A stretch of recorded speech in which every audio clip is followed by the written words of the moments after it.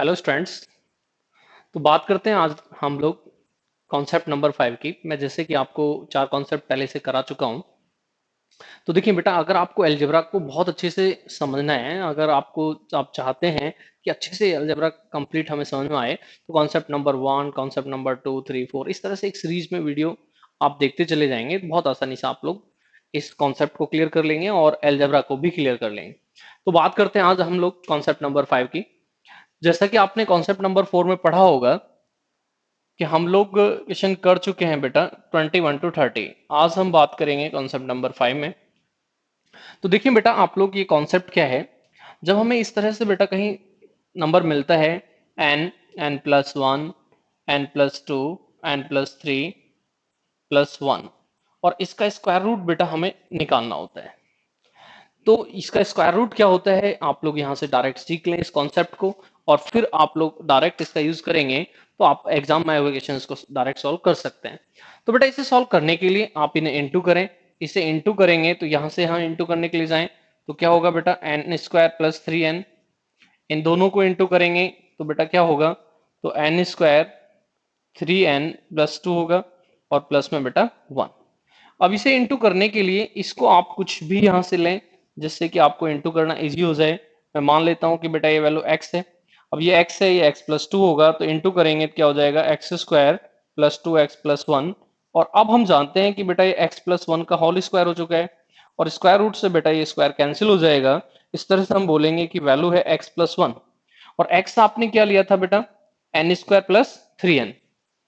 अब n² + 3n में x की अगर पुट कर देता हूं, n² + 3n और प्लस में 1 है। तो इस तरह से बेटा आप लोग यहां सीख जाते हैं कि जो इसकी वैल्यू होगी वो डायरेक्ट आपको पता होना चाहिए, n² + 3n+1। तो सबसे पहले आप इस कॉन्सेप्ट को देखें कि कहीं भी इस तरह से कोई नंबर हमें मिलेगा n, n+1, n+2, n+3+1 और उसका स्क्वायर रूट हमें निकालना होगा, तो बेटा बहुत आसानी से हम ये बोलेंगे n² + 3n+1 और आसानी से बेटा सॉल्यूशन कर सकते हैं। तो बात करते हैं क्वेश्चंस को लेकर कि इस पर किस तरह से क्वेश्चन एग्जाम में आते हैं। पहले कुछ छोटे छोटे से, उसके बाद इन क्वेश्चंस को हम बड़े करेंगे। तो जैसा कि आप कॉन्सेप्ट नंबर 4 में देख चुके हैं या नहीं देखा है तो पहले उसे देखेंगे। 21 to 30 हम वहां कर चुके हैं, तो क्वेश्चन नंबर 31 से स्टार्ट लेते हैं।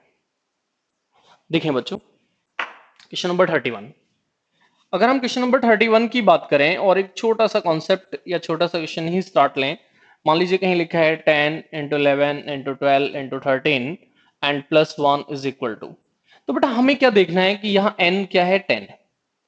अब मैं डायरेक्ट अगर इससे आंसर के लिए चला जाऊंगा तो मुझे पता होना चाहिए कि इसके इक्वल में होता है n² + 3n+1। तो मुझे इसे कैलकुलेशन नहीं करना है, बस मुझे यहाँ n की वैल्यू को पुट कर देना है।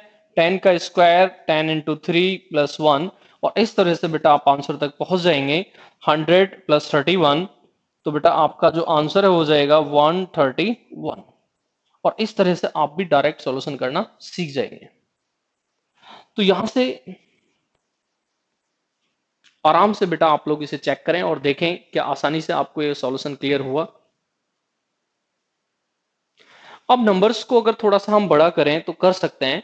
कुछ क्वेश्चंस मैं आपके लिए लिखता हूं और आप लोग देखें कि आप भी इसमें किस तरह से बेटा सॉल्व कर सकते हैं। Next question number 32।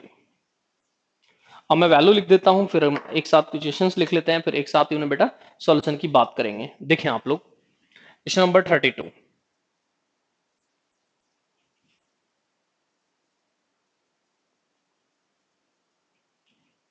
देखिए, अगर आपको पहले से कॉन्सेप्ट आता है तो ये सॉल्व करने बहुत इजी हो जाते हैं, और नहीं आता है तो फिर बेटा इनको सॉल्व करने में प्रॉब्लम होती है।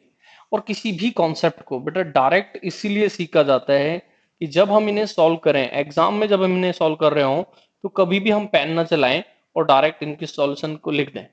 और ऐसा वही स्टूडेंट कर सकता है जो पहले से इन कॉन्सेप्ट के बारे में जानता है। अगर आप पहले से नहीं जानते हैं तो आप डायरेक्ट एग्जाम में इन्हें इतना फास्ट नहीं कर सकते हैं। तो फास्ट करने का एक ही तरीका है बेटा कि आप बार बार करते रहें। जो भी आप कहीं कॉन्सेप्ट देखते हैं या जो आपको क्वेश्चंस मिलते हैं उन्हीं को आप बेटा बार बार सॉल्व करते चले जाएं। जितने ज्यादा क्वेश्चन आप बेटा सॉल्व करेंगे उतना आसान मैथ आपके लिए बन चुका होगा।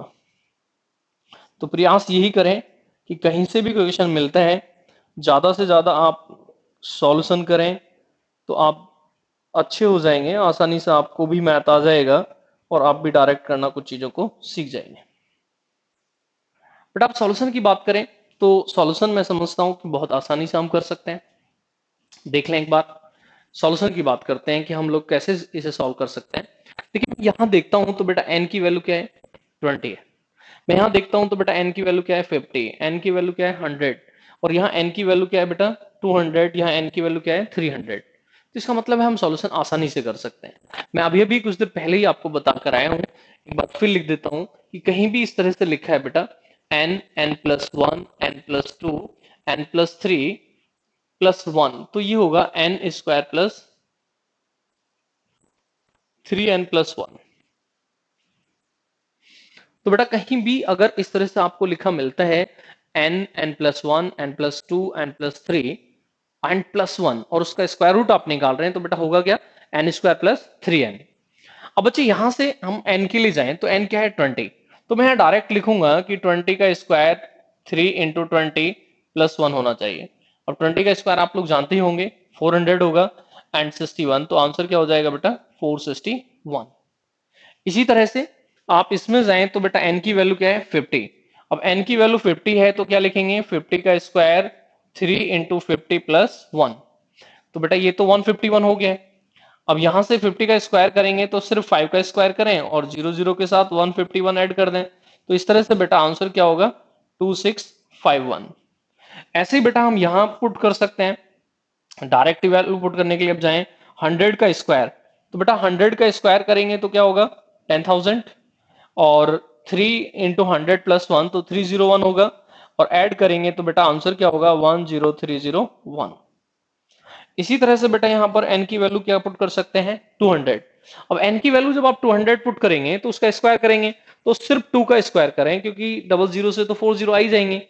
तो ये देखें आप, एक तो ये होगा 200 का स्क्वायर प्लस 3 × n+1, तो बेटा कितना हो जाएगा, 601, 601, तो आंसर हो जाएगा 40601।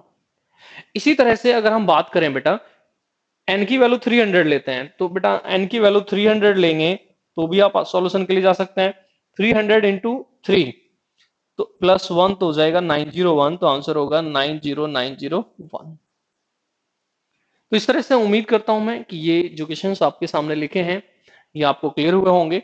अब जब एग्जाम में क्वेश्चंस आएंगे तो हो सकता है कि इस वैल्यू को कुछ बड़ा कर दिया जाए, जैसे मैंने यहाँ 300 तक लिखा है, 400 आ जाए, 500 आ जाए, 600 आ जाए, 700 आ जाए, तो आपको सॉल्यूशन कर रहे हैं।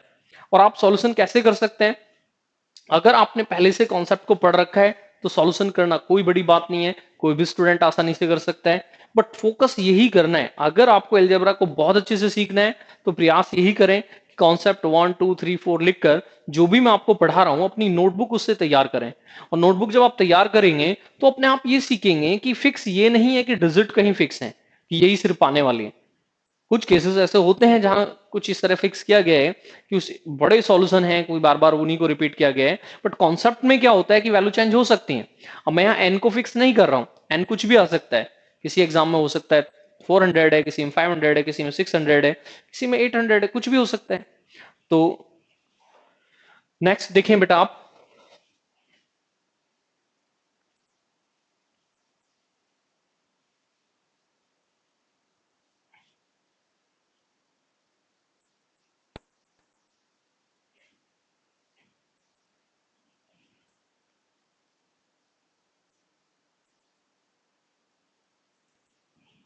तो बेटा हम 300 तक लिख चुके थे, 36 तक लिख चुके थे, तो थोड़ा सा और इन्हें बड़े कर लें। हो सकता है बेटा 400 आ जाए, इस तरह सिचुएशन आए 400, 401, 402, 403 +1, तो आसानी से उम्मीद करता हूं कि आप सॉल्व कर ही सकते हैं। हो सकता है 500 आ जाए बेटा,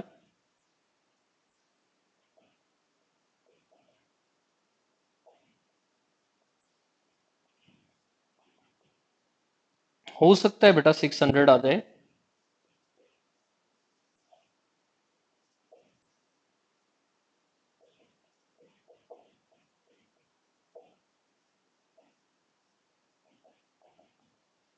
हो सकता है बेटा 1000 आ जाए, इस तरह का क्वेश्चन भी आ सकता है। इस तरह से आपको दे दिया जाए 1001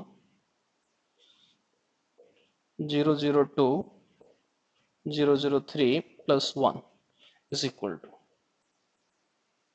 तो बहुत आसानी से सॉल्व कर सकते हैं बेटा।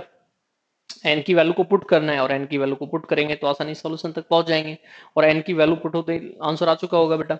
अब मैं यहाँ एन की बात करूं तो क्या है बेटा 400, यहाँ एन की बात करूं तो 500, यहाँ एन की बात करूं तो 600 और यहाँ एन की बात करूं तो 1000। अगर मुझे एन मिल गया है तो मैं सॉल्यूशन पहले से ही जानता हूं कि आंसर क्या है बेटा, N square plus 3n plus 1। अब उसे पहले से ही पुट करें इस तरह से, एन स्क्वायर, तो बेटा सिर्फ इसका स्क्वायर करना है क्योंकि यहां से तो 40 आ ही जाएंगे। तो मैं अगर इसका स्क्वायर करने जाता तो बेटा क्या लिखता, 16 एंड 40 लिख सकता था। अब मुझे करना है इसका ट्रिपल, तो 1200 हो जाएगा, प्लस 1 करना है, तो बेटा आंसर क्या हो जाएगा 201। अब इसे ऐड करते हैं 161201। ऐसे ही मुझे यहाँ 500 का करना है बेटा, तो सिर्फ 5 का करें तो ये होगा 25। उसके बाद आपको क्या करना है, 40 आप यूज करें, इसका ट्रिपल करेंगे तो बेटा कितना होगा 1500, प्लस 1 कर देंगे तो कितना हो जाएगा 1501, तो बेटा क्या हो जाएगा 251501। इसी तरह से बेटा यहाँ n क्या है 600, n 600 है।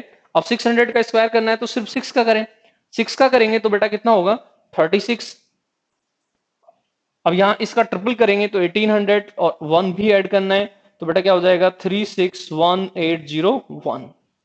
अब यहाँ देखिए बेटा 1000 का स्क्वायर करना है, 1 का स्क्वायर 1 और यहाँ ट्रिपल जीरो है, ट्रिपल जीरो का स्क्वायर करेंगे तो बेटा कितनी जीरो आ जाएंगी 6। तो इसका मतलब है बेटा यहाँ पर कितना होगा 1 2 3 1 2 3, ठीक है। इसका ट्रिपल करना है तो बेटा कितना होगा 3000, 3000 तो ऐड करेंगे 3001, इस तरह से आंसर होगा 10030001।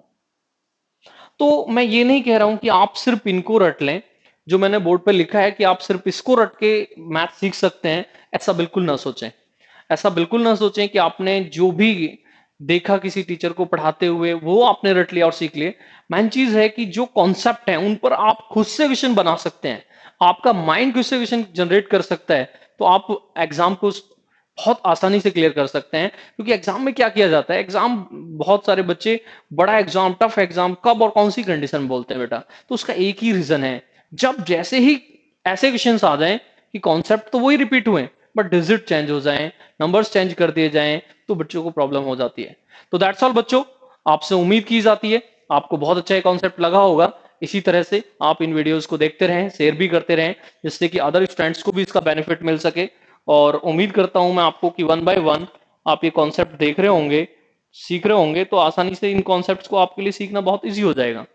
और प्रयास यही करें कि यदि आपको कॉन्सेप्ट अच्छा लग रहा है, आपको वीडियो अच्छी लग रही है, तो अदर स्टूडेंट्स को भी भेजें जिससे कि वो भी इनको सीख जाएं। दैट्स ऑल बच्चों, बाय।